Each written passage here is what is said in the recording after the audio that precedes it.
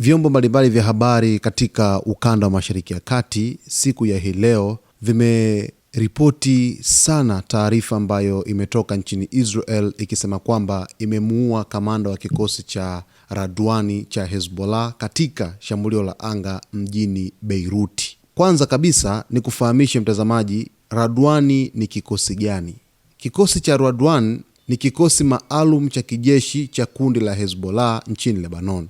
Kikosi hiki kinatajwa kuwa miongoni mwa vikosi vya hatari zaidi ndani ya Hezbollah na kimepewa jina la Radwan kwa heshima ya Imad Mungieh aliyekuwa kamanda mkubwa wa Hezbollah ambaye jina lake la kivita lilikuwa Haji Radwan.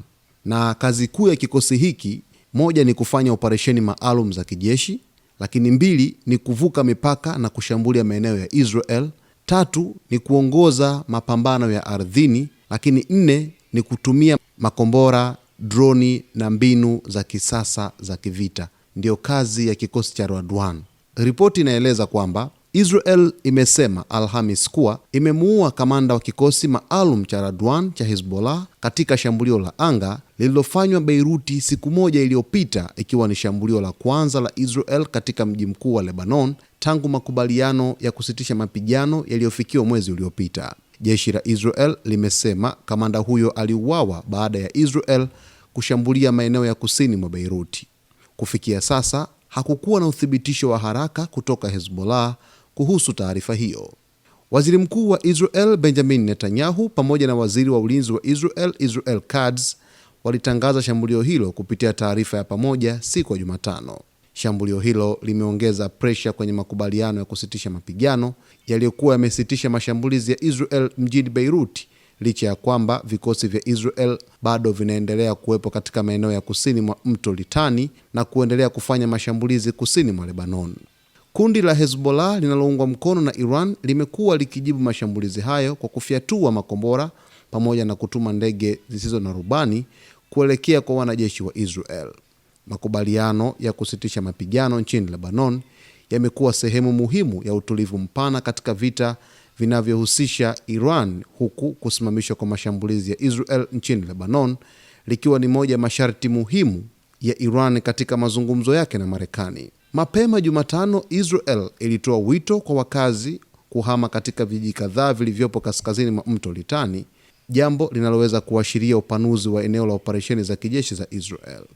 Mwisho wa taarifa inavyoeleza. Baadaye waziri mkuu wa Israel Benjamin Netanyahu akaja akazungumza, ambapo katika hotuba fupi aliyoitoa Netanyahu alisema Israel itaendelea kuwalenga viongozi wa Hezbollah na Hamas, na akathibitisha kwamba ni kweli kabisa wamemuua kamanda wa kikosi cha Radwani cha Hezbollah katika shambulio lililofanyika katikati ya mji wa Beirut, Lebanon. Kupitia taarifa yake, Netanyahu amesema kamanda huyo alikuwa ni mmoja wa viongozi wakuu wa Hezbollah aliyekuwa akisimamia mpango wa kushambulia eneo la kaskazini mwa Israel pamoja na kuelekeza mashambulizi dhidi ya wanajeshi na raia wa Israel kutoka makao ya siri yaliyokuwa Beirut, ambapo katika hotuba ya Netanyahu alisema kwamba katika mwezi mmoja uliopita Israel imewaua zaidi ya wapiganaji 200 wa Hezbollah waliokuwa wakihusika na mashambulizi dhidi ya Israel na vikosi vya jeshi lake. Lakini pia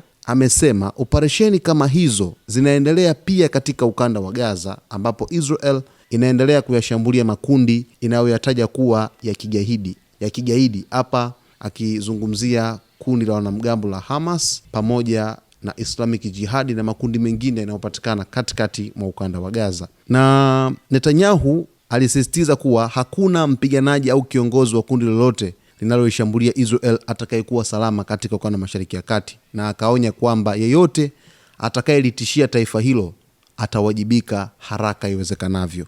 Lakini mwisho alimalizia kwa kuwapongeza wanajeshi wa Israel, maafisa wa ujasusi, hapa tukizungumzia shirika la ujasusi la nje la Israel Mossad na shirika la ndani la ujasusi la Israel Shin Bet. Pia alilipongeza jeshi la anga kwa kile alichosema ni mafanikio makubwa katika operesheni hizo za kijeshi. Hicho ndicho ambacho waziri mkuu wa Israel Benjamin Netanyahu amekizungumza mara tu baada ya shambulizi hilo kufanyika katikati mwa Beirut. Sasa tunaifahamu Israel ni moja kati ya nchi ambayo katika masuala ya kijasusi imekamilika kwa 100%. Yaani kama kuna sehemu ambapo Israel wanafanikiwa sana katika operesheni zake, basi sehemu mojawapo ni taarifa za kijasusi ambazo zimekuwa zikikusanywa kutoka maeneo mbalimbali ambayo yamekuwa yakifanywa ujasusi. Mojawapo ni hapo Lebanon. Basi kuna mengi mtazamaji ambayo utakwenda kuyafahamu, lakini ni kuombe tu uendelee kuwa nasi hapa wakati wote kwa kusubscribe channel yetu, kulike, kukomenti pamoja na kushare.